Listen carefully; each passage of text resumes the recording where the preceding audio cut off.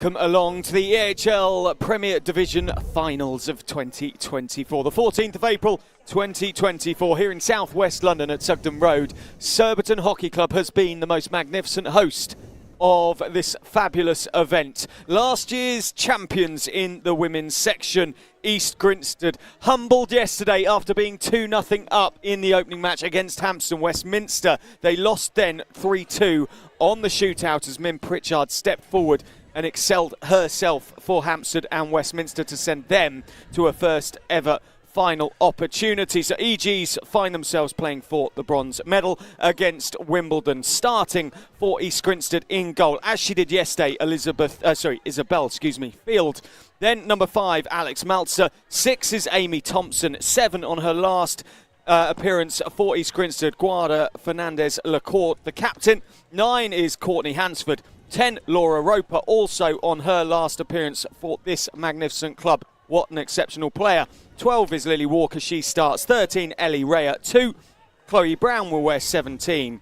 Sophie Bray in her last appearance for EGs wears 19. What a goal she scored yesterday. And 31 for Theo Dowse's team is Grace Balston. Moving on to Wimbledon, coached by Alex Danson-Bennett, supported by Colin Cooper. They start with Nikki Cochran in goal, wearing 1. Number 5, another Scot, Jen Eady, starts for them. Anna Toman is captain, wearing 6. Becky Manton wears 10. Susie Petty, 11. Megan Crowson wears 14. Beth Bingham, 15. Fiona Crackles wears 21, Emily Reese 24, Nicole Bowen wears 25, and the final starter in the 11 for Alex Danson-Bennett's team is Paige Gillett wearing 30. Wimbledon lost 2-0 to the host Surbiton yesterday. They will be hoping for an improved performance. Theo, a tough day yesterday for EG. How have you handled that defeat, both individually and also as a group? So we spent the time to sort of experience the emotion of it and let ourselves feel how it felt at full time yesterday and the hour that followed that. And we'll be honest and we'll say we are pretty gutted with the way that happened. But it's time for us to move forwards. We don't like to dwell on things for too long. We sort of acknowledge the way that we performed maybe wasn't quite to how we wanted to. But it's time to go forwards and it's time to move on from that. We can't dwell and we've got to play our next game. So on we go. And defeat obviously means 3rd, 4th place playoff, early start, 10 o'clock Sunday morning, the game that nobody wants to play. But there are reasons for EG today that actually that game is quite special for you. Yeah, well, we had the 10 o'clock game against Gantoise at EHL and we managed to fire ourselves up for that and get motivated and get playing. I mean, and today we've got our own story. I mean, with the retirement of Sophie and Unzi and Guada returning home to Argentina. I mean, these are all, we want to send them out on the highest note possible and we want to really acknowledge what they've done for the club over their sort of extended careers. It's been phenomenal. It's been unbelievable the way they've contributed to East Grinstead. So us as a collective group will be doing everything we can to make sure we end on a really, really positive note for them. Thank you and all the best for today. Thanks very much. So Colin, on the back of obviously yesterday's performance against Surbiton, your first time here in the Final Four for Wimbledon. Yeah. Disappointing performance yesterday? Yeah, I mean, it was exciting for the team to be here. Last year, it was quite disappointing. We reached the playoff stage, or the 14 playoff, and we had players injured, and it was a tricky end to our season. So that was disappointing. So to completely turn that around and be in the playoff and be in the Final Four has been great. And then your prize for that is to play Surbiton, who are, a tremendous team. Their record over the last 10 years is amazing in any sport, really. To be 9 or 10 years champions is remarkable. So we knew yesterday that to really make any progress against them, you got to get under their skin and get them rattled a little bit very early on. And the first half for us was a bit of a disappointment. We didn't manage to do that. And they're such a good side that they get a goal or two up and you're chasing the game.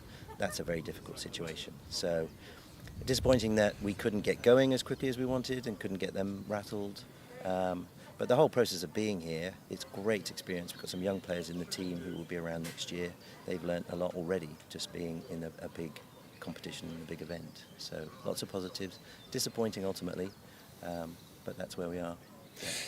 Yeah. And obviously defeat yesterday means a playoff, 3rd, 4th place today. Yeah. A 10 a.m. start, an early start on a Sunday the morning. fixture everybody wants. Yeah, and it presents its own challenges. So how are you approaching it this morning? I think that the players came off the pitch. We talked very quickly about what happened yesterday. That's done. We can't do anything about that. And so they immediately said, tomorrow's game is possibly a disappointment. Disappointment as in difficult to motivate yourself. But the obvious thing is to finish on a high. We didn't win yesterday, but we've got a chance to play immediately today. And a win would mean the season finishes on a winning note. And I think that's important. You could just say, no, it's worth nothing at all. And that's often the case. But I was very pleasantly surprised that their immediate response was, well, let's go out and win tomorrow. So I can see that they're motivated for that. Still, the first thing in the morning when we get here and we have our team talk, we'll see if some of them are still up for that. But it's a great group, and I think that they will respond today because our season has been a bit like that. It started very poorly for us. We ended up in the bottom 6 when the league split at Christmas, and from then on, we have vindicated the fact that we felt that the results at that point didn't reflect who we were as a team. Now we've done that, we've made it to the semi-finals, and I think that spirit and that togetherness will carry on today, so I'm not worried about that at all. So whatever happens this morning, Colin, congratulations on Thank you. a top 4 finish. Thanks. And I hope you enjoy the game today. Yeah, I think we will. Everybody loves to play EG and get a win, so that's also a motivator. Thanks very So we'll much. enjoy that. Thanks. Cheers. Welcome back to the action here at Sugden Road. Surbiton Hockey Club. It's a cooler morning this morning than it was yesterday. We start an hour earlier, of course, the bronze medal match, the third place match in the EHL Women's Premier Division Finals 2024. My name's Dan Strange. Alongside me today, as yesterday, is Andy Halliday once more. And I'm very, very pleased to welcome Tess Howard, Great Britain International. Tess, difficult traffic this morning, but it's great to have you in the commentary box. And how are you feeling ahead of this one? I feel a bit nervous for the girls. I was so nervous yesterday watching the shuffles, even more so than when you're playing them. So, yeah. Tess, before we go any further, you have just committed one of the biggest sins of the commentary box, certainly with Dan and Andy, is around shuffles.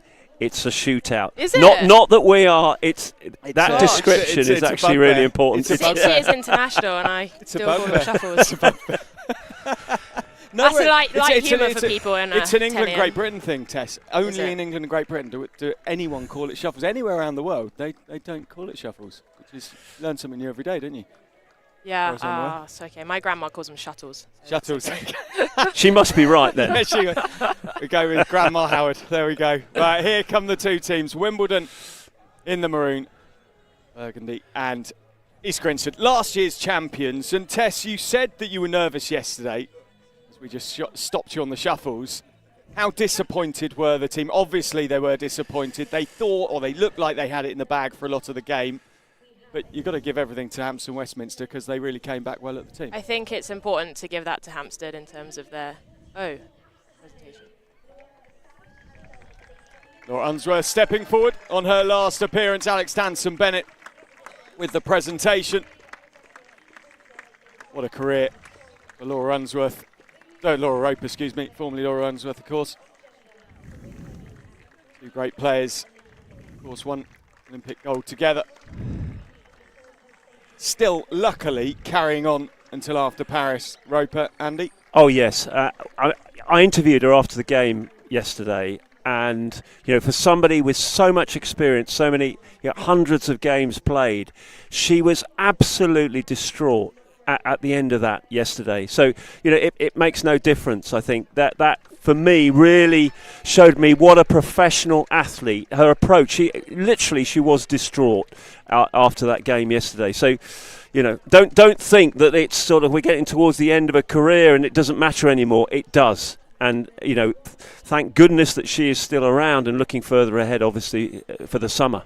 Sorry, Tess, we just interrupted you. How did the team respond after yesterday, losing that game in the shootout as they did? I think Andy's right about the distraughtness of Unzi, and then it really reflected in the whole team. It was really, I think, because we had such a successful season. That was technically our second loss only since Christmas. We've beaten every team in the league. We beat Surbiton as well, Wimbledon at home in the build-up, and I think we feel we've fallen short and it's disappointing. But at the same time, like, we're a very exciting young group, and whilst we, we'll be saying goodbye to some of our senior players this year, it's very exciting to what the young elements of the team can bring going forwards. And I do think overall you can see sort of a shift, and there's more of a levelling out in the Prem, which is really exciting. The top 4, 5, even 6 teams, I say the top 6 teams are really playing quality hockey now. So in that respect, like, you have to hand it to Hampstead, and what a comeback. I mean, I was screaming, but what a comeback. It was a fab comeback, and Min Pritchard in goal. I mean, her performance in the shootout in a year that could be incredibly big for her and Great Britain as we get underway. And Anna Toman, who wears the captain's armband for Wimbledon today, early on the ball, crackles under pressure from Ellie Rare, and typically, Andy, something you mentioned yesterday, Laura Roper, the intensity coming through, clear for all to see straight away. Yeah, it's that description of the engine room that we hear in sport. She works so hard in that little spot in front of the defenders, and a lot of what she does is so effective, but isn't necessarily seen or tangible. The running off the ball. I'm sure Tess will be able to sort of talk a little bit in more detail around her role and what she brings to the team. But for me, it's just about, she is such a presence in there, and her experience at reading the game, but her passing ability as well.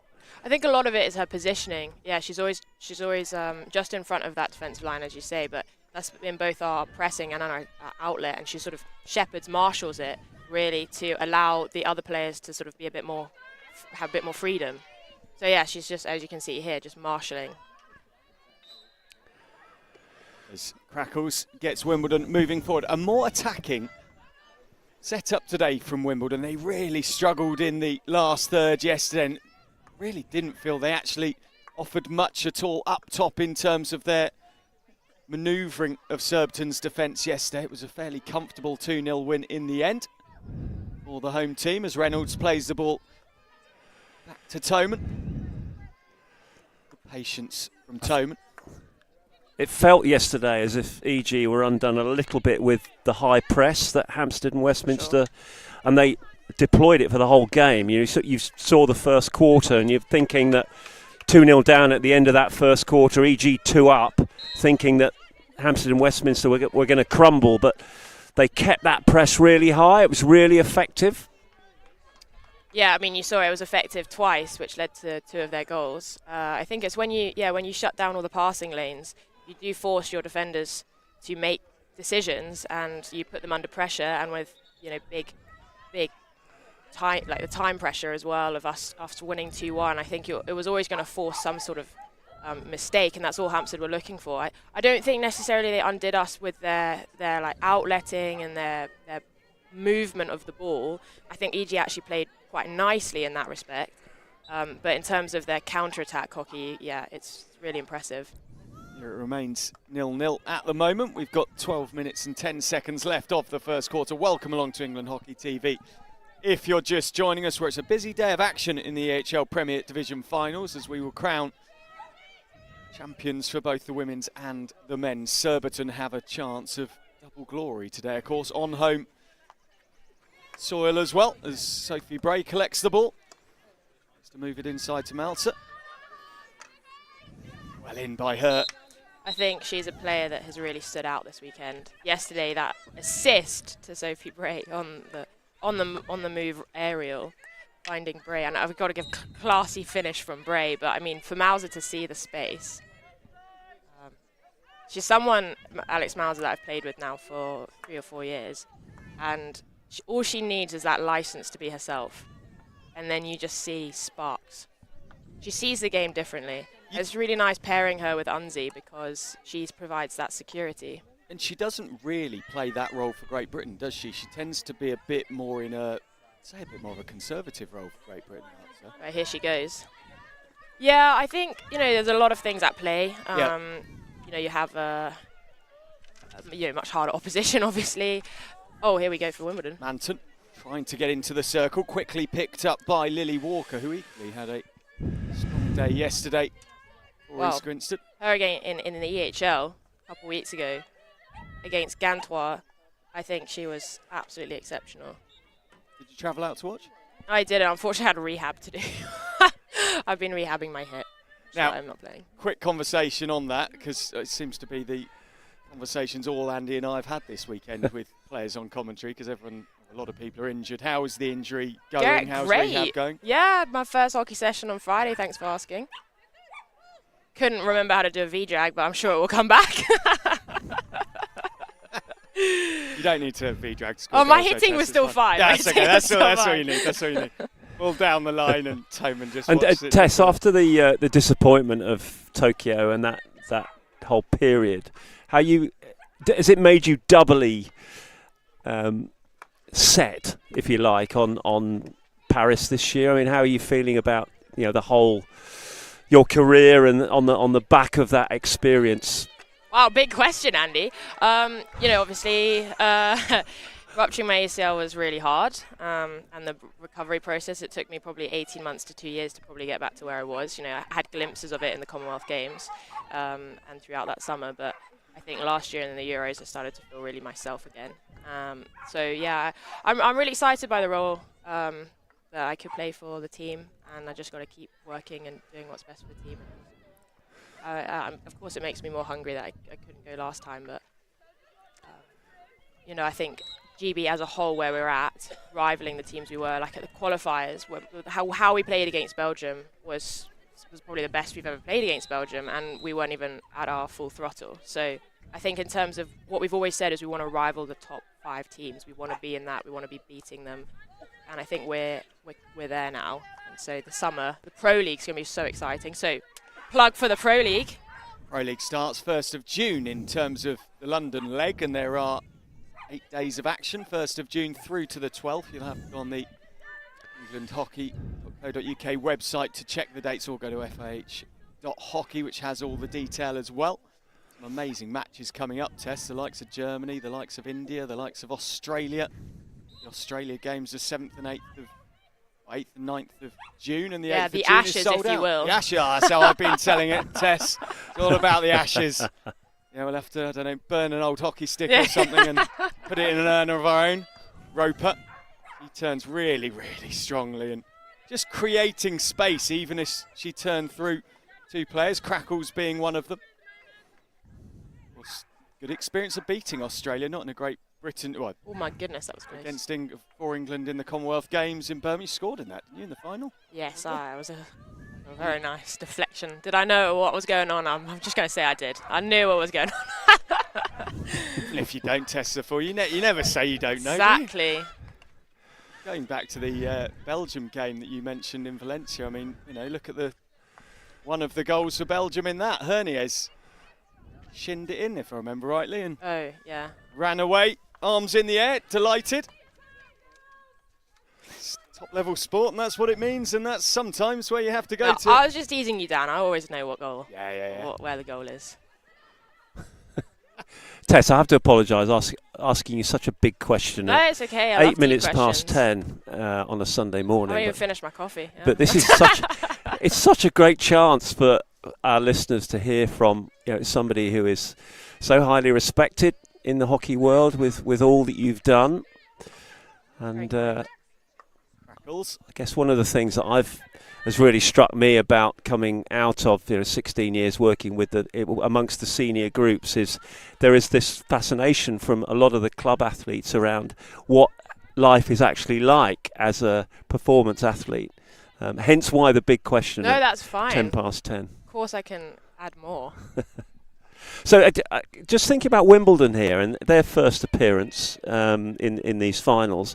What's your view of what they've achieved this year? I think they were disappointed with the first half of the season, not making the top 6. They've had a bunch of injuries. That's why they weren't here last year. They have an exceptional squad, but their availability has been unfortunate for them. But I think in terms of a team that's really up and coming, I would put Wimbledon in there. I think if you think of the likes of Fiona Crackles and Anna Toman in there, really solid and creative. And I think that's when you see Wimbledon at their best, they're fluid, they're moving, and of course with Alexander Bennett in the helm, I think, they have lacked sort of that upfront presence a little bit, but they've always managed to find goals from corners, and so I think that's their biggest threat today, is if they win corners. Yeah, the comment we made yesterday was they almost needed someone like Alex Danson-Bennett up front to start mixing it up a bit, because I felt like their physical presence up front has through. Here's go Meg once Crowson. more with Crowson. I played with Meg Crowson at Cambridge City. Oh yeah, we were saying you were Perth School, weren't you? Because we I had a was at the Leeds Perth. School player yesterday. Meg was at Queenswood, though, I think. Right. But yeah, we played a year in the women's first team together, and I think she is a remarkable. She's on. And of course, you know what I'm going to Sideline say holder. now, Dan. She was one of my England Of indoor course she was. Was she? group from They all are. They all are. 2018. Tess. Yeah. Yeah, she's I think battled you're with right. concussion. I think she was Queenswood. That's where she was schooled. Balls moves it Well, on over to fun the story. Bingham. So she was at my first Nags Academy, which existed. Oh, here we go. Which existed back when I was 14. I didn't get into the under-16s after my trial, and so I went. And Meg was the only one allowed to train with the boys, and so I thought, oh, that's my aim. If I can play with the boys one day, and then a couple of years later, her and I were both training with them, and she was always somebody I looked up to, and played alongside at EDP as well. Just say something you said at the start of that again, Tess, for the youngsters at home that may not have got selected at the first time of asking. You at under 16 level didn't get selected Yeah. Well, first time of asking. I did under 15 camp, regional camp, and got selected for a under 16 trial. Yeah.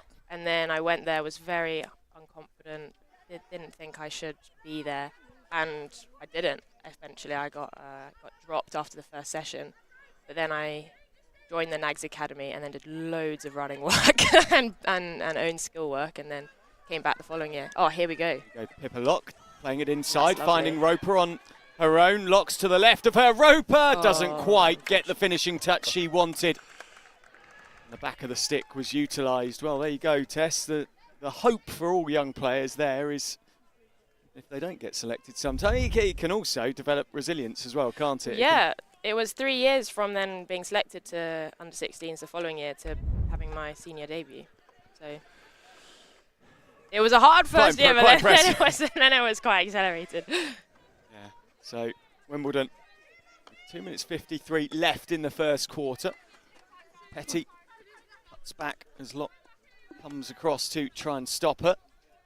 I think Wimbledon be really happy with the way they've started this game. I mean, they've had the lion's share of possession. They've been into the EG circle. EG have only been into Wimbledon circle once with that effort just there from Laura Roper. Lee Rees moves the ball on quickly to Nicole Bowen. She's a lot better, a lot more structure inside the final third today for Wimbledon. Just a bit outside the circle at the moment as Petty tries to force the ball through Locke. Way back to Beth Bingham. Tell if Oh, that wasn't far away. Long corner, though. Oh, no, free out given. Sorry, Oh, that wasn't far away. Long corner, though. Oh, no, free out given. Sorry, the umpire just changing her mind. Yeah, you can tell with EG if we're flowing, if players like Rhea get space on the ball, if Mauser gets a break, if Grace can find pockets of space to aerial into. But I think Wimbledon are doing very well with their pressing at the moment, denying those options. Alston just caught there, trying to hit the ball through, and away goes Lee Rees. Towards the circle go Wimbledon once more. Good tackle. Support. Her last game today. How big a loss, we've spoken about Laura Roper at length, how big a loss is Guada Lacourte, who now is up in the circle. EG just getting stopped, Rhea on the ball inside the 23, but how big a loss will EG's captain moving on be, Tess, to the way this squad goes about its business? Yeah, I think it'll be a massive loss. She's been absolutely phenomenal for the last 2 years, 3 years, 2 years as captain. Just in terms of bringing a completely new perspective, and she trains like she plays. She is feisty in every even if it's a V drag drill, she will be going full blunts blazing, which is a really nice characteristic to have in your captain. And in terms of her team talks, everything is about passion and playing for each other. I think that's really important.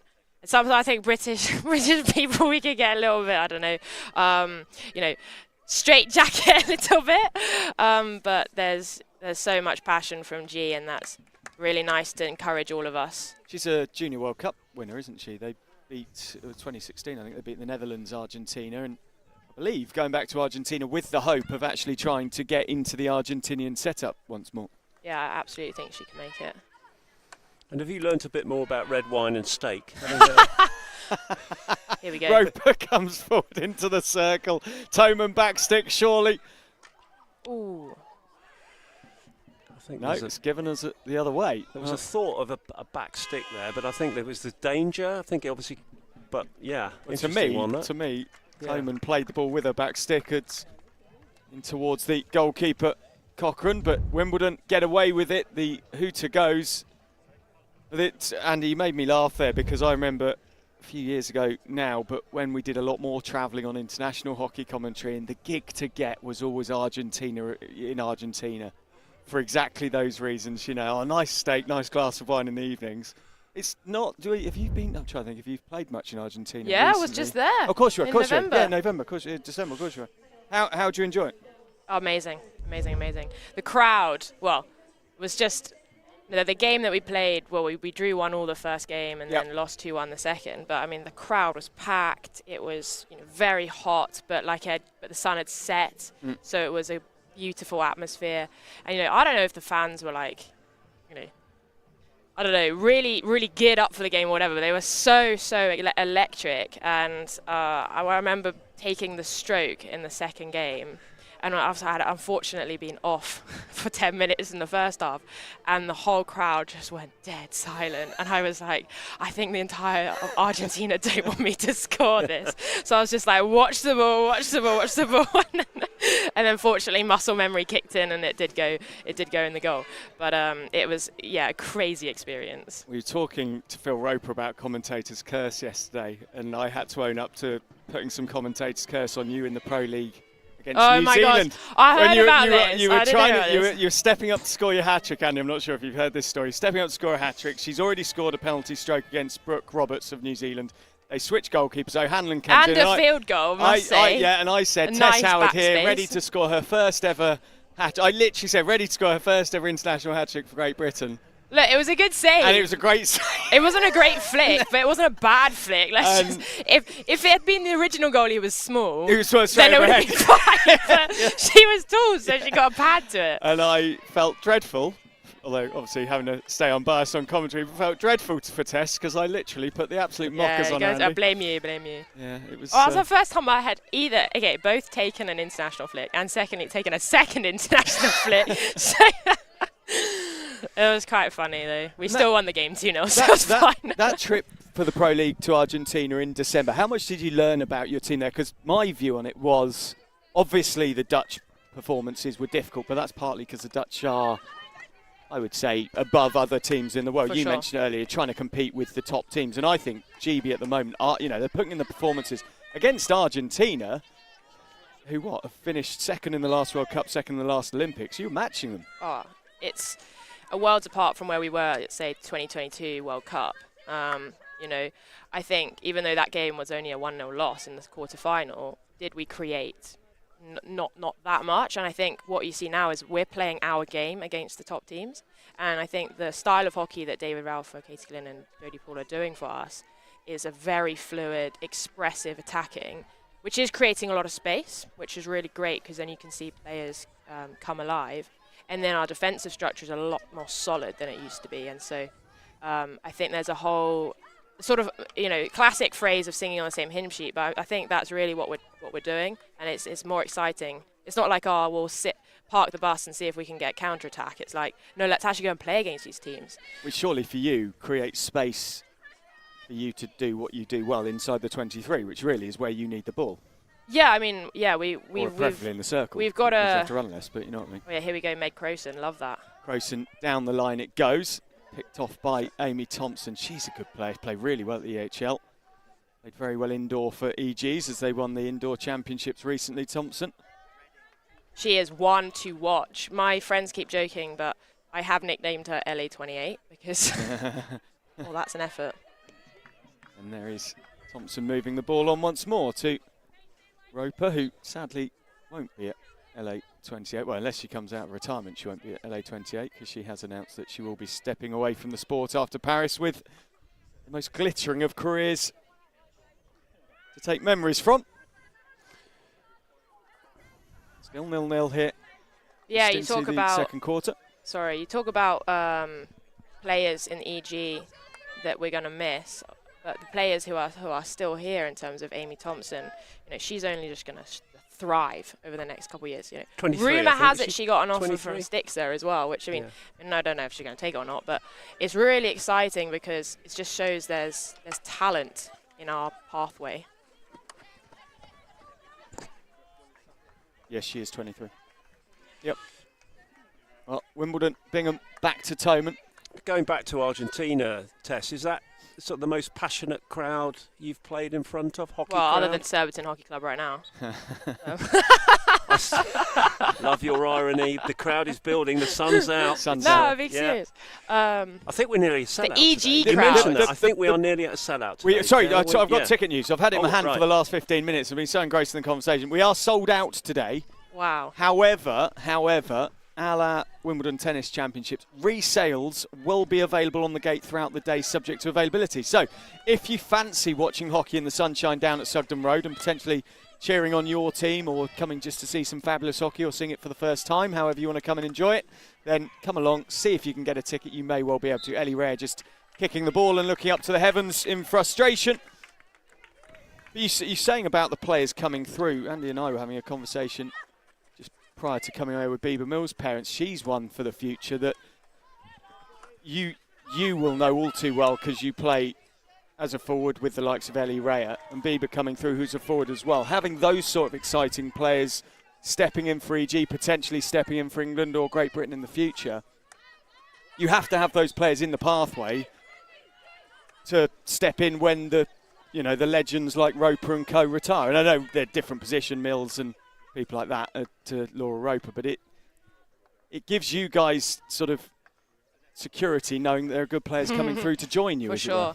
I think really what I look for in a younger player is their attitude and their character, and I think the do or die, the fight that Bieber shows is probably her biggest asset at the moment, and it's exciting that Ellie and I get to the next few years, because she's only 15, teach her what we've had the privilege to learn over the last 10 years. I'm 10 years older than her. It's just so sad, isn't it? I used to be the player that people were 10 years older than me. Sorry. No, I'm just not going to make any comment at all. I just don't want to get myself into trouble, Tess. But it's just like it's sort of a movement of where Ellie and I see ourselves now and where the youngsters are. You realise you're not actually that young anymore in a hockey context. Sorry, I'm actually putting my foot in it. No, you haven't. I was going to say is when I do my commentary bags, you look at the date of birth of players to work out ages, etc. And you get to the point now where you think 2004, 2005 birth is they're really young. She's going to be born in 2009 or 2008. Yeah, that's ridiculous. An exception to the rule, but still. But the point stands is I think we have a lot of character in our youngsters. Like Liv Breed on the ball there. Yep. She has been exceptional for EG the last 2 years. Scored in big moments. Really solid pressing ability. Like she can win the ball. 2 of the goals we scored against Reading in the first game of this half of the season, she won the ball in the press and then just played it to me in the D, and then the other stuff happened. But that sort of aggressiveness of the press. And real energy. I also thought when we were at EHL, she really stood out. She's only 18 as well. And same with Anna Folstich yesterday, scored the first goal. Yep. She actually scored in the final last year. Yeah, I was going to say, habit of doing that this weekend, hasn't she? She scored in the final. I think she scored in the indoor finals as well. Or the semi-final, if I remember rightly. It's still 0-0. Really good game of hockey going on. Real midfield battle at the moment between these two teams. Both goalkeepers relatively quiet so far. I still can't believe, Andy, that Tess Howard now considers herself a veteran, essentially. Oh, no, stop. No, very much mid-career, Mind you, as you said earlier, if you had a debut at what, 18, 19, Yeah. that's, you know, it's quite young for relatively young for an international debut. Not if you talk to the likes of Yorick Crone, who I think was, what was he, 15, 16 for his, but No, I was still dropped from the 16s. No, I'm teasing. it is East Grinstead just playing the ball back to take the free hit on halfway. Roper with a ball just away from Bolsden. There you go, Grace. There's a Nice a kind ball ball to for a chase on Sunday morning. Yeah, on the backhand. Hansford stands in front of Bingham. And Atonement finds Crackles. Electric player, Crackles. Yeah, you used the term engine room for Laura Roper, Andy. Fiona Crackles, you saw it exactly there, just shuttles back and forward to Oh, that's gorgeous. win the ball, plays it in really nicely, and then stolen away by Thompson. Stolen back by guess who? Crackles once more. Again, I think that's another incredible hockey story, you know, from Cumbria. I believe she's farming family. Cow Lambing farming. season currently. And brilliant. It is lambing season, yes, that's true. I thought there was Yeah, gonna on be- her farm. Sorry, I mean, I thought there was going to say. I thought there was going to be a story behind that. No, like, well, I'm and pleased yesterday I was on that's a farm lambing, but yeah.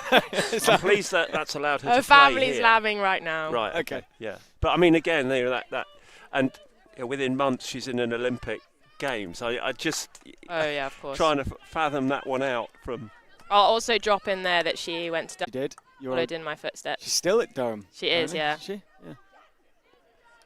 Yeah. But yeah, the opportunity comes up, and I remember getting the call from her, and she's like, "Well, I've been asked to trial. What do you think?" And I was like, "Well, you got to listen to like what your body is saying, and if it's saying go for it, which is what mine did, then you've got to do it, even if that means leaving or pausing, you know, putting uni in part time."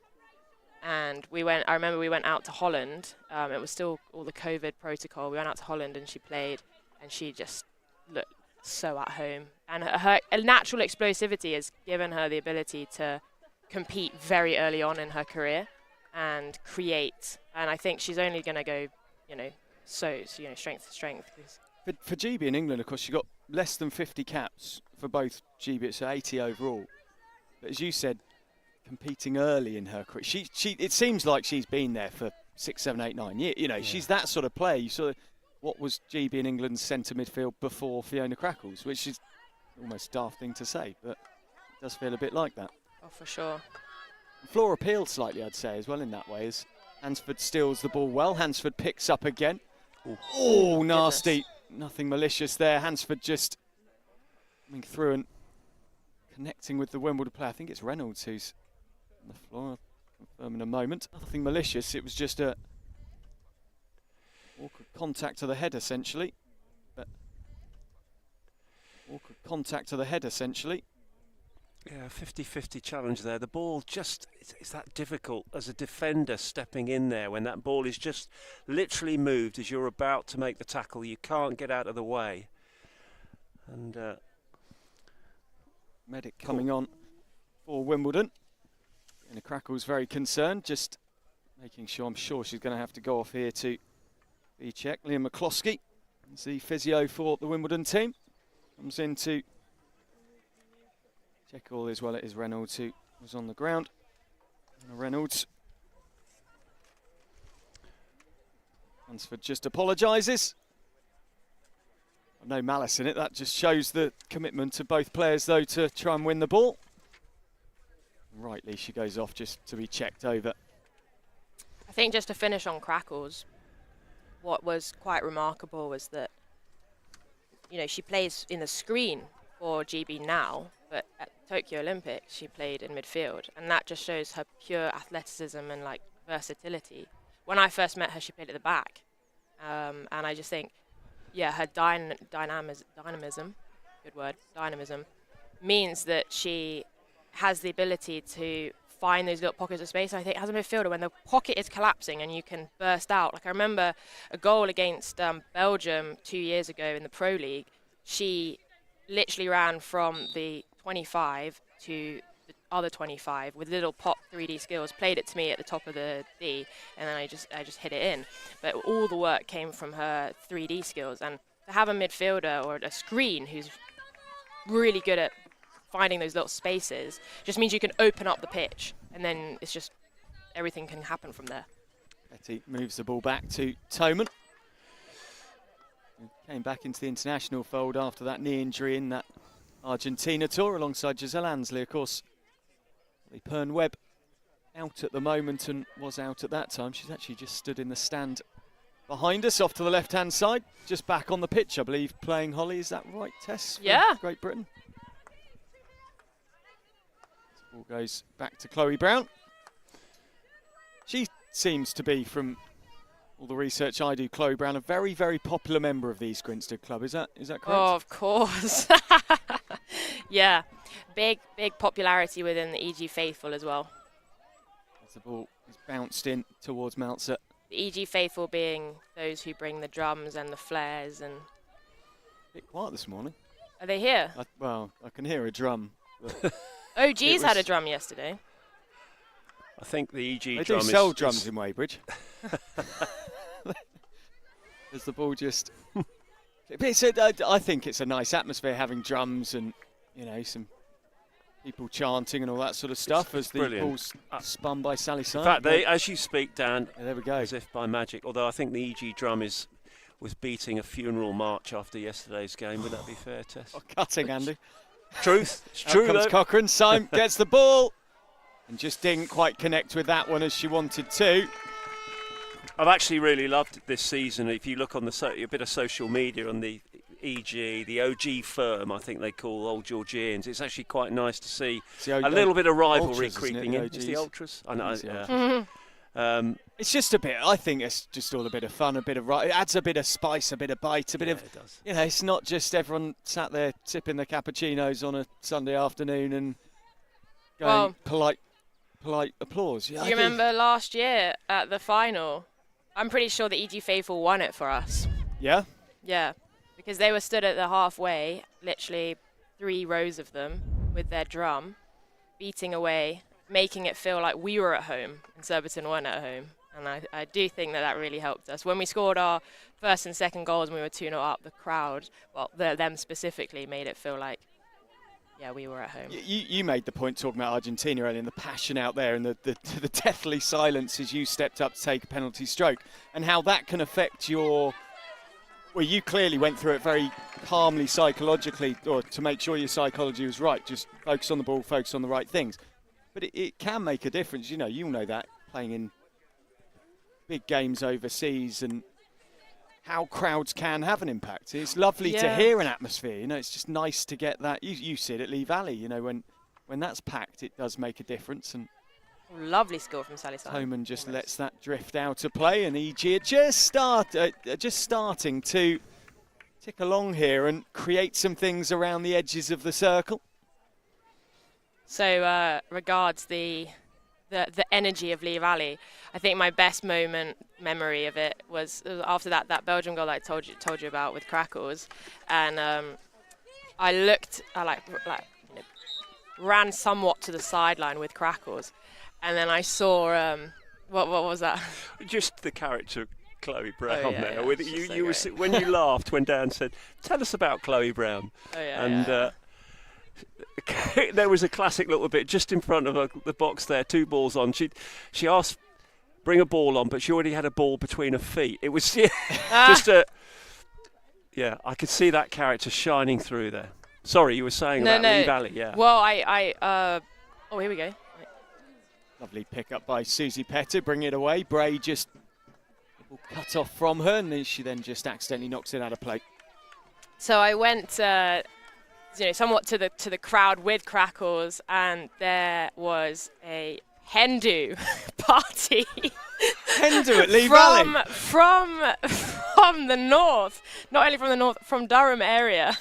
They had come, and then there's the photos. I've actually put one on my Instagram, and they're all in their hen do outfits. And then they replied to me on Instagram, being like, "That was the best day ever."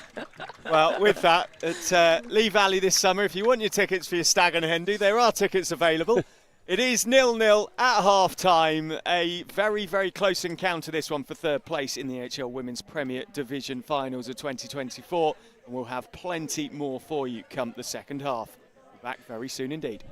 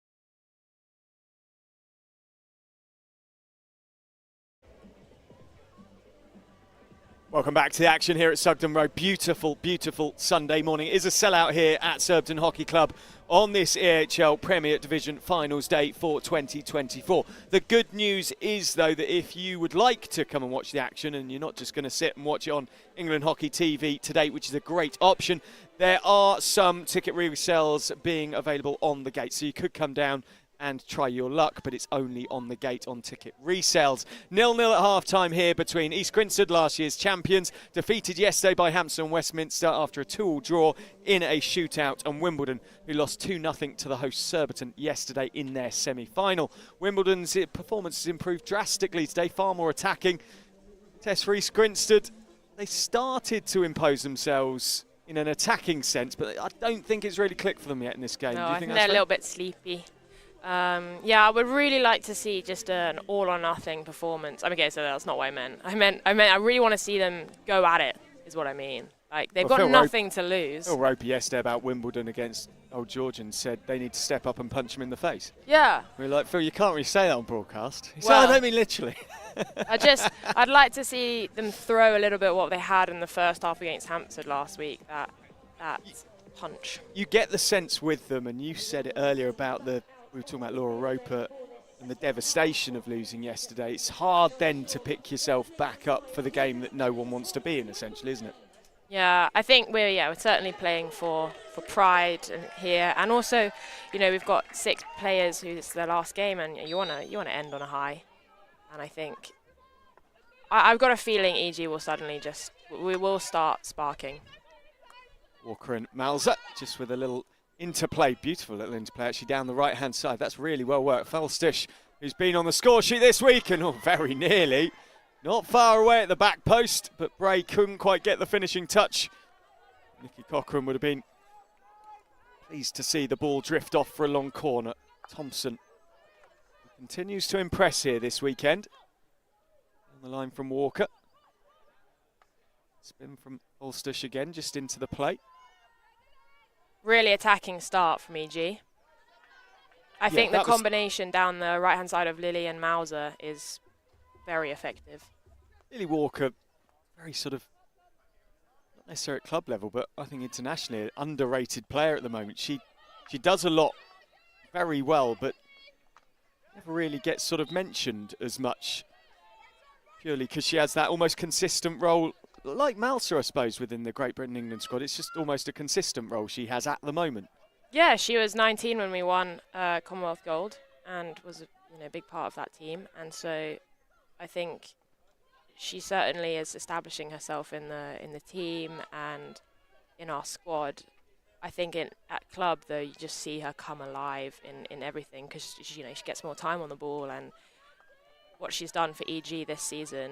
It's a very, very important signing for us in terms of fortifying. Well, originally we thought it was a midfield, but now she's dropped back into a sort of a half-back role, which was really nice for her because she gets that ability to have time in front of the ball, whereas in the screen you're often facing backwards. But she's on the half turn, attacking, connecting with Mauser. Grace Balston just made an error there, which hit the ball off the pitch. Manton, bouncing ball across. It was difficult for Nicole Bone. How many seasons internationally did it take you to really feel comfortable in the squad, and sort of like you said it takes time to sort of bed yourself in, and you're talking about Lily Walker. How long did it take you before you thought, yeah, I'm here and I'm really part of this full time, this is what I'm ready to do, as it were? Did you feel it straight away, or did it take you a while? I felt comfortable in the international. Like, the pace of it was okay in terms of playing against the... Oh, gosh. Ball just drifts out for a free out for Wimbledon. I felt comfortable enough in terms of maybe top 8 teams, but there's a difference between, like, feeling like you can survive and then thriving, and that's a big change that I've felt probably over the last 3 years. I would...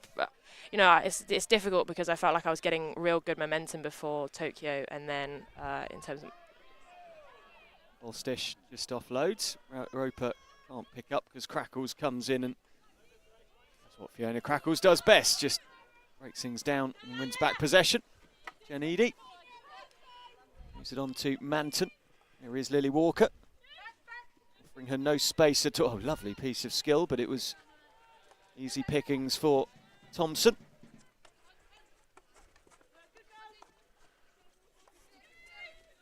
What is the difference then, Tess, between surviving and thriving from a technical perspective? Is it just it's easier to execute the skills? You feel more in flow when you're on the pitch? How would you sort of compare the two? Bingham. Thompson made that look like the easiest tackle she's ever made, but then Manton nearly stole the ball back off Roper. Edie. That's a good tackle again from Thompson. Turning the shot wide of the mark. Yeah, I think thriving and surviving. I think you are able to think in an international game when you're thriving. And you're able to play off your instincts, but also think in such a way as like you can, I think you can just more consistently. Ellie Rare, opportunity here. She controls it. She passes it back, and that's a good save from Cochrane and away. Come Wimbledon. Well, Rare, I thought she was going to hit that on the volley after taking a touch on the bouncing ball, but Yeah, went unselfish to Bray instead. Totally understand, Tess, the thought process, and you would have been in similar situations, probably with Ellie Rare on the back post or the other way round, where you try to be unselfish, trying to pass the ball into the net, but there you almost want that takedown and absolutely wallop it. Hoydemark scored a goal like that for the Netherlands in the Pro League a couple of summers ago. All just bounced in front. In fact, Nick Brandrack did as well. That screaming hit it for me. Yeah, just wallop it. I know you're saying I've been in those positions. I don't know. Sometimes your role for the team is just to smash it. Tess Alwyn asked, would you have passed to Ellie Rare? Not a chance. Your role way. is to create the goal, and if your role in that moment of the creation of the goal is to shoot, then I think often we. Oh, that's a lovely ball. Ball forward into the circle, and Reese just wide of the mark. She does just shoot. She puts everything she can through it, but it wasn't quite on target this time for Amelie Reese. Do you see Meg Crowson there just dropping into more of a drop centre forward role and then having that ability to play that ball forward? Take down by Walker. I think going back to that chance, if you'd asked Sophie Bray whether Ellie Rare should have passed to her, she would have said no. Walker in the bottom corner. Lily Walker signed as a midfielder, looking like a forward, and it is the deadlock broken as EGs take the lead through Lily Walker's reverse stick, beating Nikki Cochrane into the bottom left-hand corner. A lovely finish, a really good run from Walker, good work, and a fantastic finish for 1-0. great finish, just what the game needed, you feel, and hopefully this will spark into life now, and we'll see a response from Wimbledon. But that was a top-class finish, Tess. Oh, yeah, so good. Lily Walker, time and again, showing what she can do. Timed on 36 minutes. Field goal. As Crackles picks up the ball.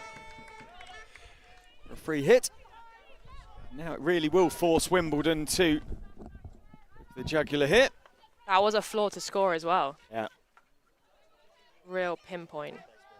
Do you know what's so great then about enabling her to be at on that right-hand side of the pitch there is that she has the ability to go and join the attack, knowing that you still have a back three, and then you can see her come alive. And that was a little pull back right to left, and the execution very quick.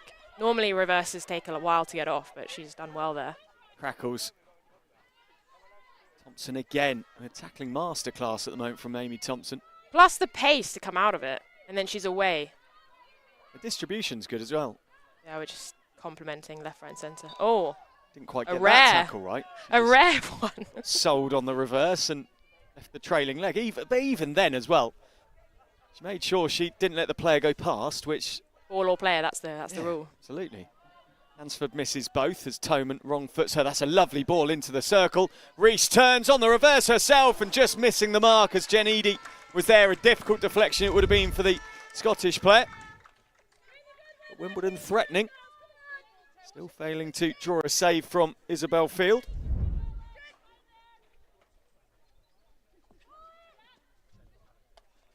Toman.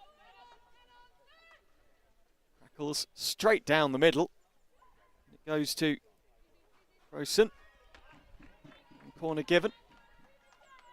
Really great to see Anna Toman back in club colours after a difficult knee injury before Christmas. But she came back for the Argentina Pro League and obviously the qualifiers. But she is such a beautiful player. So simple, clean on the ball. I was saying yesterday as well, nice to see the knee support gone. Okay, still a bit of tape on the knee, but just in terms in of club colours. Yeah, just in terms of confidence for the player, I think always having, you know, that level of strapping or support on an injury will always play on your mind, and it's great to see that clearly the injury is very much on the mend. As Lily Walker, the goal scorer so far, moves it on to Sally Symes. Symes with the ball can't find her way through Toman. Toman just works it out to Edie. Wimbledon yet to score this weekend, and that's been the real thorn in their side. Thompson stepping through. The ball paced quickly into Roper. Those two seem to have a good understanding. The ball pace then just zipped from Thompson to Ballston. Lovely hit to the umpire from Lily Walker. It would be beautiful if the umpire was a player there, but she wasn't. Flat hit from the goal scorer.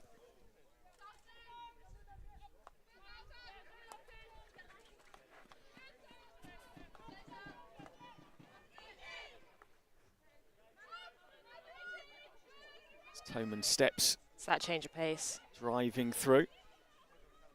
Past Roper, Crackles. Oh, gets it wrong suddenly. And now Pippa Lock has the opportunity.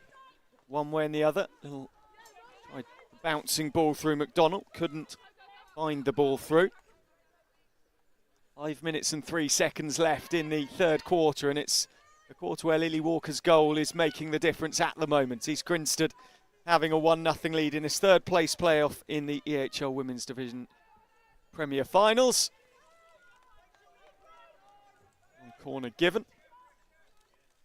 Yeah, I'm sure it will have settled some nerves for EG, but you know, I think today is all about the performance rather than necessarily the result. So I'd like to see them have a bit more flair. How calm is Theo Dowse as a coach? Is he a calm coach, or is he more of a shouter? No, he's a calm coach. He'll have his words, but he'll normally keep them to the dugout. Strikes me as quite a modern coach. You know, that sort of modern style of coach, very team focused and. Yeah. Well, little insight. Our philosophy has been people plus hockey equals happy. And you have that like a bit on the ball in the change room. You know, we focus on the hockey principles, but we also focus on us as people, and then that leads to a happy team. Penalty corner, really, really well won.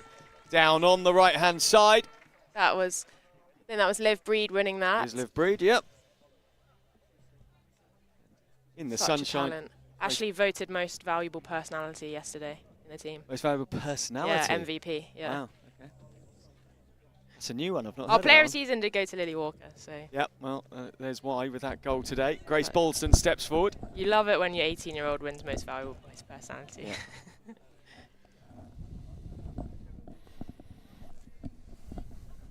Ballston do with the goal here. Waits at the top of the circle. Roper steps forward. Oh, what did that hit on the stick? EG think it was the toe of the player who's unflinching. Certainly did not look Umpire's like. gone across to have a conversation with her. Hit the foot just outside the line, so another penalty corner's been given, which is, I think, the right decision. Fair play to the post player to not move a muscle, not show any pain. It's like when you run number one and it's definitely hit your shin pad, but you just you just run it off. It's fine. It was my stick. Susie Petty is currently absolutely beaming and having a laugh and a joke with the umpire, because I think she wore that right on the toe, but just outside the line of goalposts. It will be Roper again. Stick that time. Well, that won't be a highlight of Laura Roper's career, will it, that one? But interesting, you talk about number one running there, Tess. You're in number one. I am. Yeah. because Dan and I were talking yesterday a lot on commentary about how much it influences selection. If you are a really good, if you do something at penalty corners, whether obviously a drag flicker is important, but the number one runner. And we were just also chatting yesterday about when you get hit and how if you know you've been hit above the knee, you limp slightly differently to if you've been hit below the knee. Have you had any experiences? I've had many experiences. So, I found when I got hit, I actually got hit in the thigh, I think, once, and I went and they'd given it another penalty corner, and I was like, "But umpire, look, there's physical evidence," and they said, "We don't look at physical evidence." I was like, "Okay, fine." Look into the circle. But you would look at physical evidence because it makes a mark. I know, so of course but you'd look they'd at made a decision, and they're like, "We're not, it's the whole like you can't talk back." And I'm like, "Well, I'm showing you the bruise on my thigh." My point was if you've been hit above the knee, basically you normally go down because it's hurt you that much. And also if you go down, the umpire comes over to check you're okay. And at that point you go, look, it hit me there. Yeah, that's you quite. I'll remember that. I'm not asking you to, the gamesmanship, but you know what I mean. But it's when you get a clean block, like a cricket block, that was one against Belgium in the semi-final at the Olympic qualifiers. Had a clean one, and it the buzz is something else. The adrenaline. I normally score about 5 minutes after I defend a penalty corner because of the adrenaline. Manton with the cross. Oh, very nearly. The touch was nearly there from Ella Robinson, but she just couldn't quite get the connection on the bouncing ball. Surely the biggest issue with that is you're almost celebrating the connection. You then got to remember to clear the ball if it's landed cleanly to you, as Nelson tries to find a way through. Bray stumbles over it slightly, asked to go back to where the indiscretion had happened. So once more, are we going to see another goal in the mould of Lily Walker's? No, because Meltzer's deemed to have kicked the ball and then forgets her stick in the process of arguing. I think she thought it was a stick tackle there.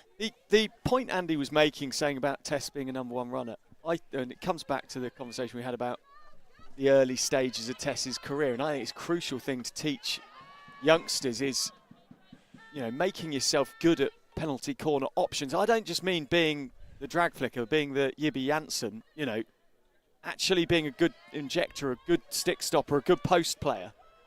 It makes you more selectable because it ticks more boxes. Describing things I'm not, but yeah, but you're a good number one runner. Well, number one and deflecting. I love deflecting.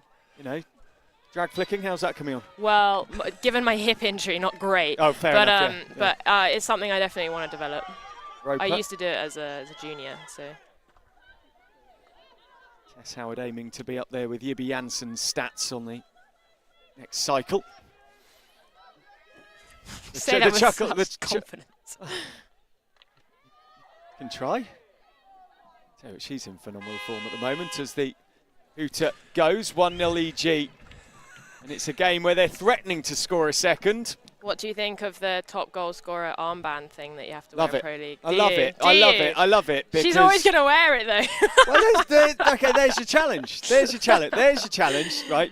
Before LA, I know you're working on it, before LA, get the drag flicking going. Yeah, for sure. Because you'll be scoring field goals. And, Yibby's scored, I think, 2 field goals in a career. Granted, one of them I commentated on from Argentina. Was it a reverse? In December. It wasn't a reverse. It was a lovely deflected goal. Started diving, with Ava Drummond, nearly called her previous name, Ava Drummond, and then moved on down. A lovely goal. But the thing is, you would score. You're more of a Blake Govers. You're scoring field goals, and then you'd add drag flicks to it, and penalty strokes, as long as you don't have that hat trick on the line and I'm commentating. What a Sunday morning! Thanks, Dan. I'm being confidence built. It is the opportunities there. Well, I just think it's quite funny though, isn't it? The armband. After 4 games.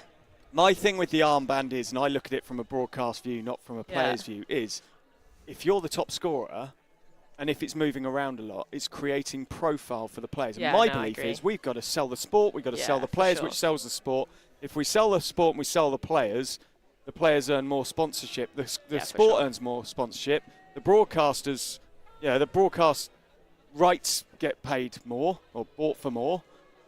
Andy and I get paid more, hopefully. I know, Andy, it can happen. It's all a package. It's a package, and other sports do it, and we've got to keep building on it. For In this sure. case, going in the right way, but it's a 10, 15, 20-year plan. No, I agree with you.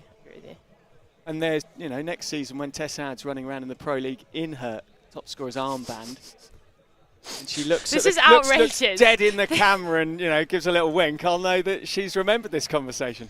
It's the team, We just scored your Dan. third drag flick. Wait, and GB are back or it would be England next year. England back at the top. Yeah, On a slightly more serious note, I more think serious. the work.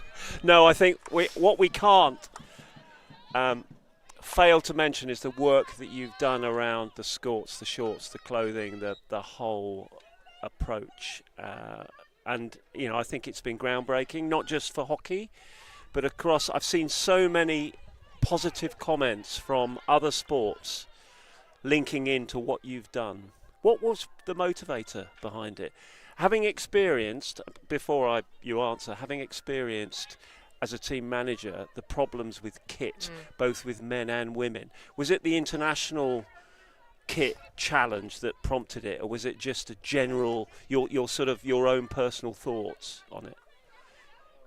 Two things. The ball goes in. Into the circle it goes. Lovely spin by Bray. He's trying to get the ball back off Roper, and it just ricochets away into Wimbledon possession, and calmly finding crackles. So my first thing is that it's about performance, and we train in shorts every day. So why would we play in matches in skirts? Hold That's up. the first thing. Thompson, what a tackle. So there I was kind of like, I'm just a bit shook at why, really. So what's the reason?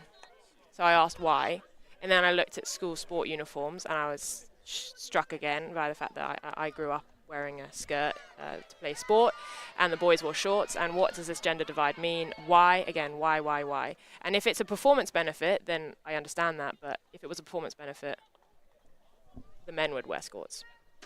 So I have the performance element, but then you've got the participation. And my research found that gender school sport uniform was having such an impact on girls participating in sport, which is already very low. 10% of girls aged 14 reach physical activity health standards. So these sorts of stats just meant that for me it was a no-brainer. Why should we not have choice? But the biggest thing was the tradition. So, okay, participation, performance, but what is still holding on to the tradition? Oh, I can't say tradition, and that was the idea of you have to look a certain way as a hockey player, be a feminine body ideal.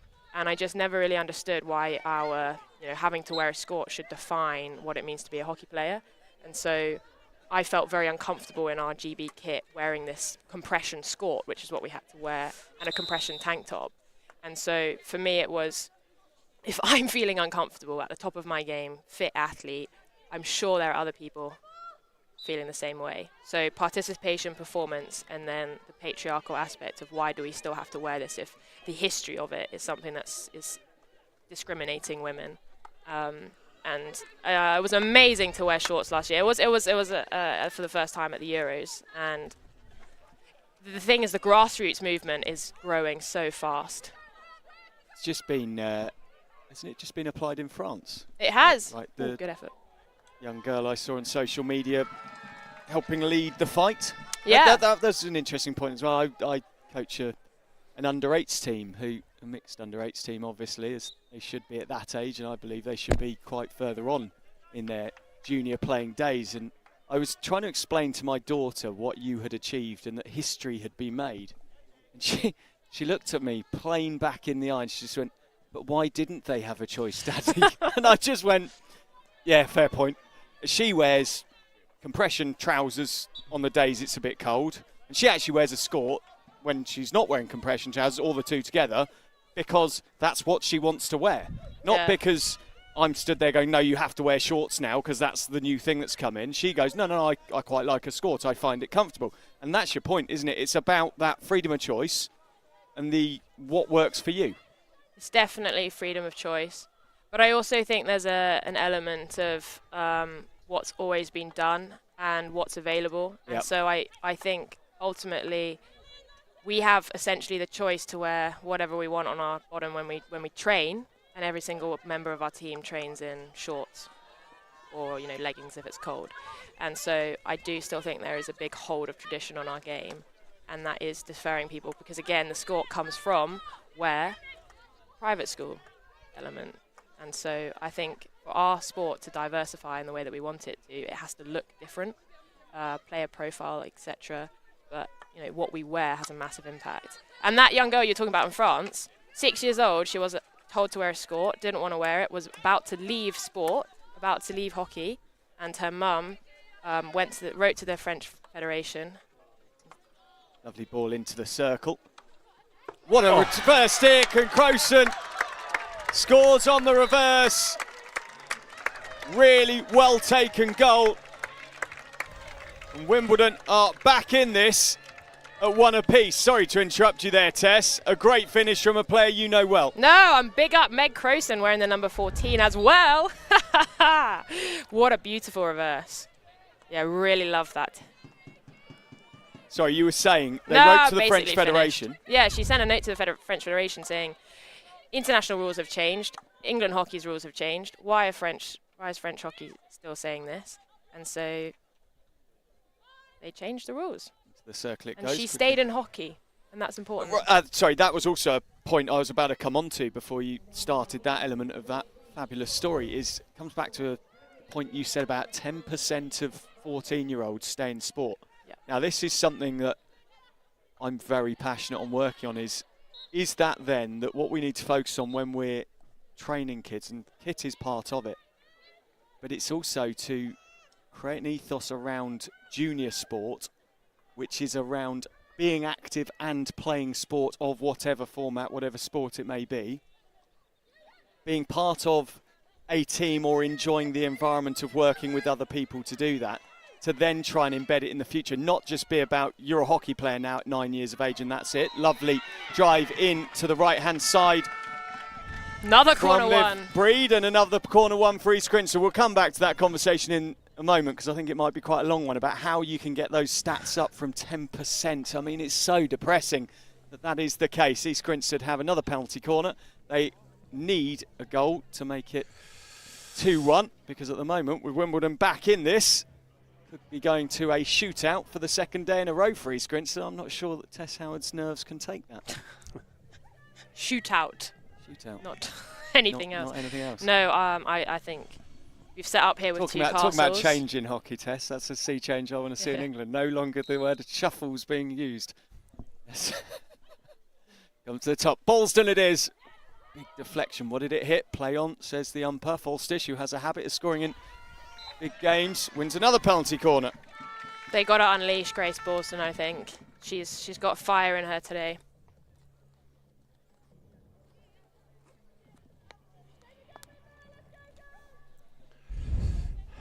Waits to the top again. Roper there too. Roper's been used a couple of times off the top so far, with decent success, winning one penalty corner.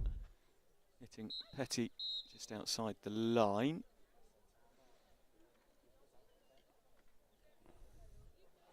I think that was a simple case of the whistle not ready. going. I don't know. Yeah, nobody being sent to the halfway line. I just don't think everybody was ready there.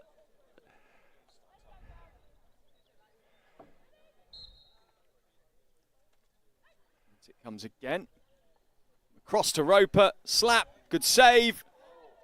Just wide of the mark. At the moment, Rhea and Bray on the sidelines for East Grinstead. In fact, Sophie Bray just readying herself to come back in. But going back to that conversation, as I said, we'll talk on hours on this. And how do you think that we improve that statistic of 10% of beyond just kit, which obviously is one factor and a great factor that's improving in our sport? How do you think we make it that young women just want to be active and want to be part of sport, and we make it an encouraging and an open environment to achieve that?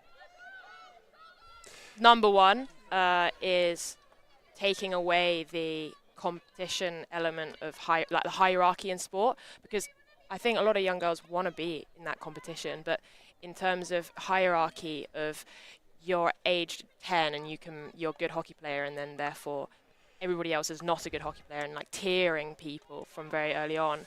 And the multitude of sports that kids get to play, I think, is important, because if you know, I don't know if it's parent related, but having a specific sport. Walker again. Goes against this time. Almost a carbon copy. Yeah, oh, she's going to absolutely zing that into the bottom corner. Didn't quite come off that time.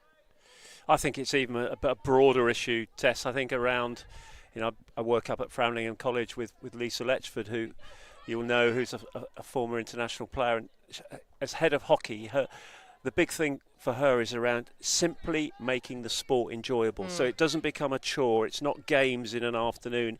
It is something that you actually look forward to. And what you wear is part of that. And the way you look is part of that.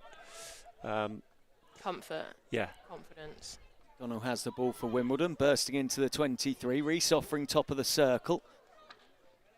Good defending again from Thompson. Play continues and Syme can come away. Wimbledon don't like the call.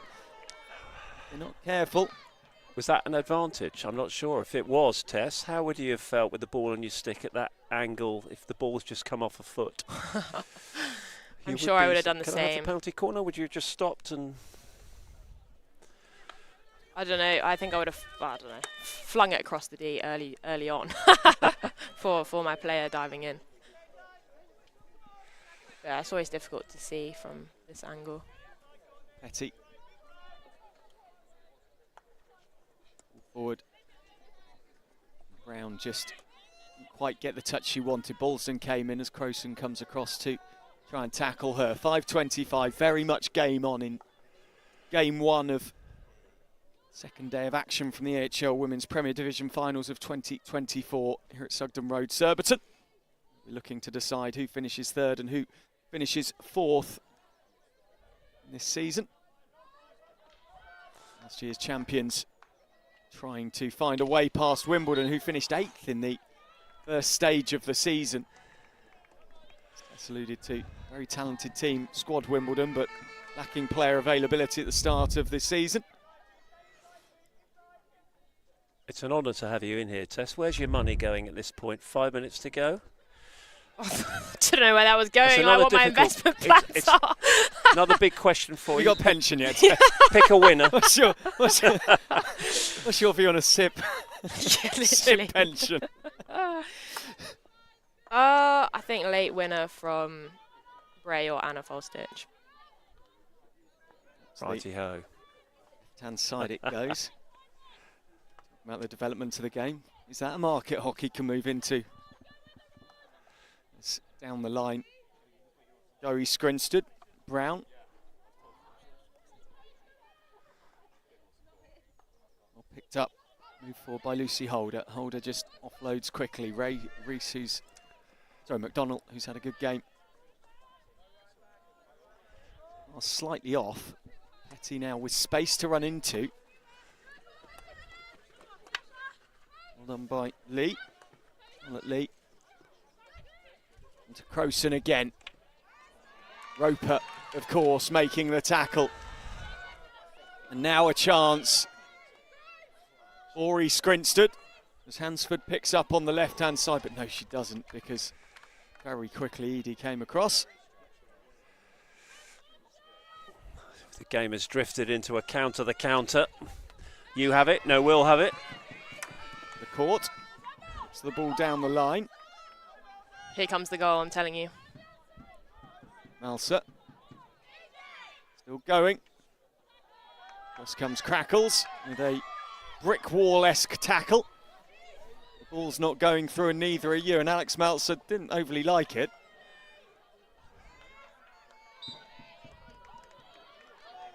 Frustration on the face of Molly Mason. Players starting to get frustrated as the game really opens up with 2:45 left to play.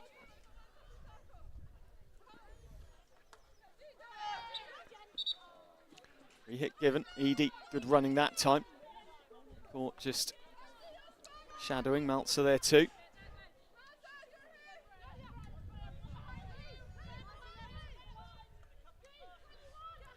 Bowman moves it on to Paige Gillett.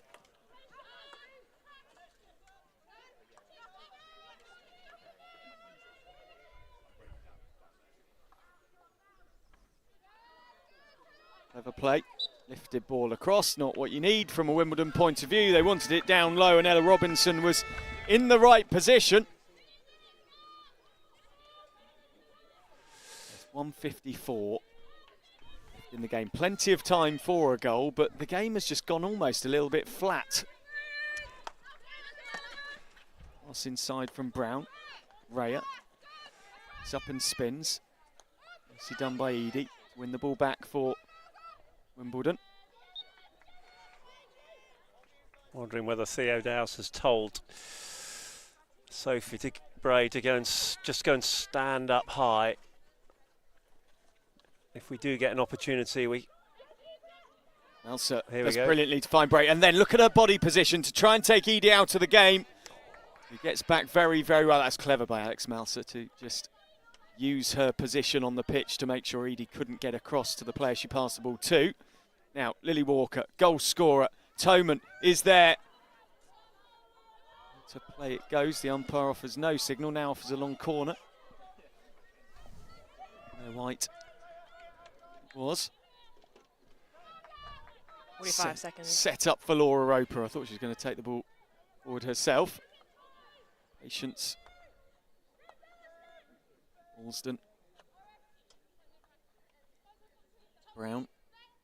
Meltzer, they need to get the ball in the circle. Gets it back again. Oh, lovely 3D skill. Now, can Wimbledon break away? No, they can't. LaCourte into the circle. 19 seconds, the race is on. Wimbledon, will they have the last possession? Crowson wants the ball. She gets a good touch round Balston. But Thompson comes back for EG. It looks like we're going to a shootout yet again. Just 4 seconds left. Balston clears. Have a deflection from Maltzer, but time has drifted away, and East Grinstead, for the second time in 2 days, go to a shootout. Wimbledon and EG's one apiece. Tess, I think it's a deserved result, the draw. Going to the shootout. How are the nerves? Less than yesterday, I have to say. How are you as a spectator? Terrible. Are you? Because you seem fairly calm. It's all underneath. Because we're chatting about sociology and sport. So. Yeah. No, I think I get my spectator vibes from my mum, who is very, very stressed on the side. Your mum is one of the best sporting parents in the world of hockey. The level of passion, social media engagement, and the outfits, and the flags as well. The flags are always impressive. It takes a lot of time over. She's made the test flag. Yeah. I also think, she appeared at the side of the commentary We nearly got her on box here. commentary. Tess was running late, wasn't she? You We said, were running Pippa, late you'll in have to come on. traffic. Yep. She appears with a cup of coffee. In fact, talk of the devil. There with my black Labrador. Yeah. No, yeah, she's a wonderful supporter. And, always get the cheer as I come on. Come on, Tess. She's also very knowledgeable about the game, or seems to be. Seems to have a good knowledge of, what you're doing in your career, and very supportive. But oh, yeah. She is. She's been there since day one. Always good for a 10-minute chat by the pitch in Valencia or wherever in the world we may be about the game. Yeah, she and my dad are both very supportive. But my mum has always been there, side of the pitch, cheering on. Go Tessie is what she would shout. If you've not had one of your better games, Tess, is her feedback honest? Because I remember a parental thing for me was that my dad would always say to me, "I've seen you play better," and that would mean, and that would be good feedback for me. Is it honest feedback you get, and has that helped you develop? I think my mum has always asked how my energy is and like where my head is at, because she never thinks that I have a bad game on, it's not on purpose. And so it's really, she asks me like how, what was your energy like before the game? What were you feeling? Or, it didn't seem like you were yourself today. And so it's a lot more of that rather than So to have a version of myself that I can reach, and she's like, why weren't you not that version of yourself? And so in that way, it's always been encouraging that, because after a game, she might say, oh, you just didn't seem yourself today, and I'll be like, I don't know, and then we'll figure out why. And That's then a that's very very growth helpful. mindset view. We're very growth in my It's family. a very growth growth. mindset view. That's I would say I think I was more my mum was more the growth mindset view. My dad was more he just wouldn't say much. He used to stand by the side of the pitch when I played. I was a fairly average forward, and he used to whistle.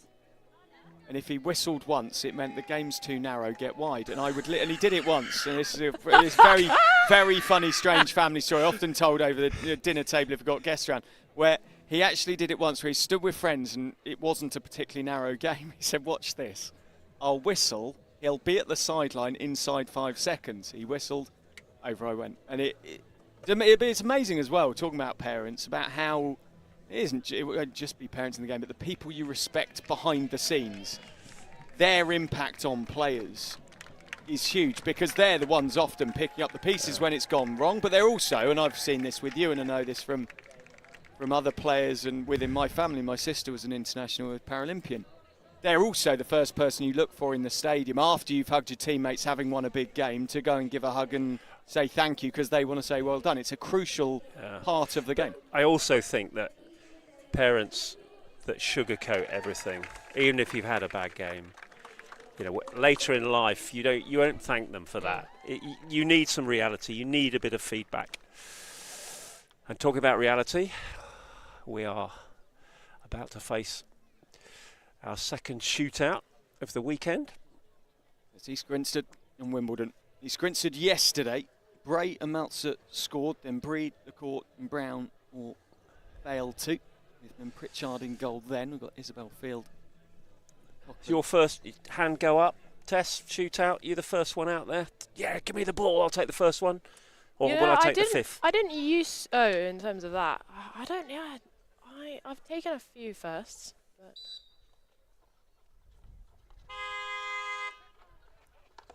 Krausen, what a finish that is, as the hooter went wrongly. But Krausen was unfazed, and that just tells you about her mental strength. Have to retake that, I feel. I think the hooter going halfway through, it has to be, because it must be a retake. I mean, it was a lovely finish, but you've got to feel for Isabel Field, because she would be stood there going, well, what's that? Am I carrying on and committing? Especially when the ball's just gone in the top corner. And now you've got to feel for second opportunity. Meg Crowson, who of course has got to now step up again. It has to be retaken, surely. Yeah. There is no two ways about that. Yeah.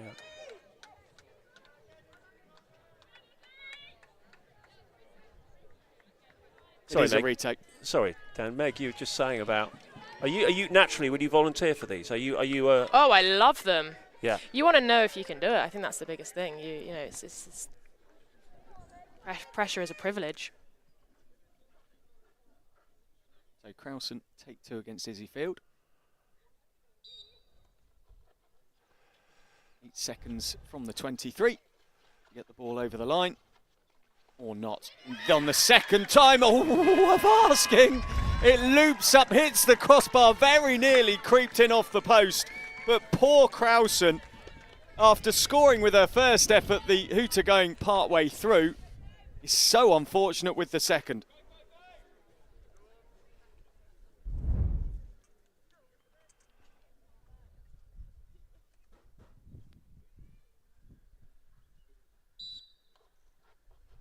She scored earlier on, Lily Walker.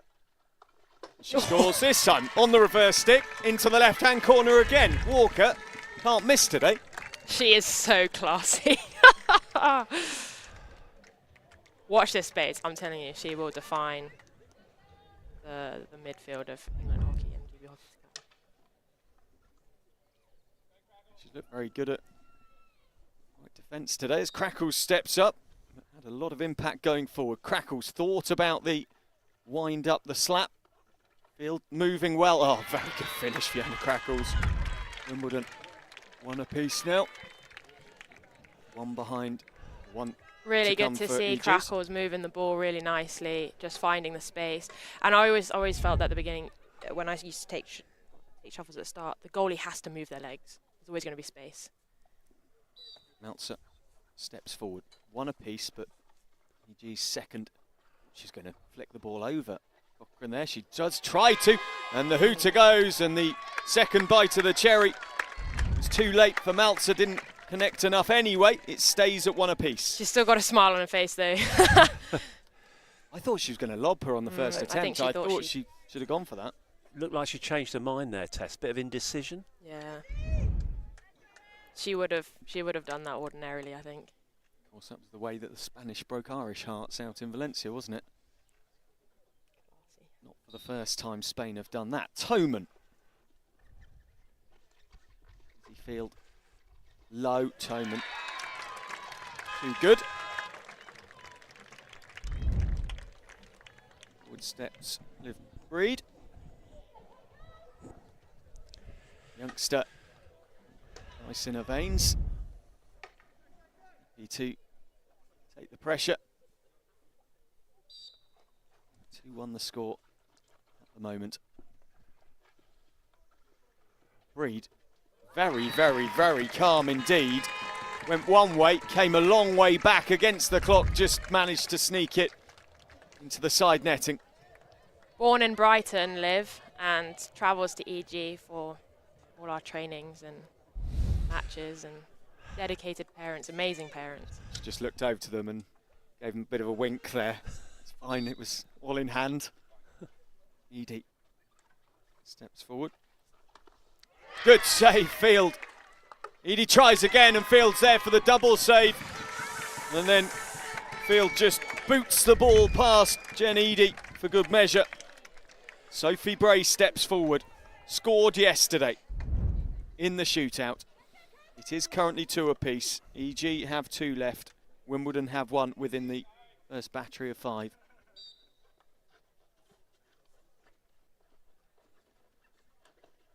Frame. First one saved, and then one of the easiest reverse stick finishes you will ever see in hockey. Why does she look almost bored? Yes. Yeah. Oh, okay, I'll try again then, shall I? That was coolness personified.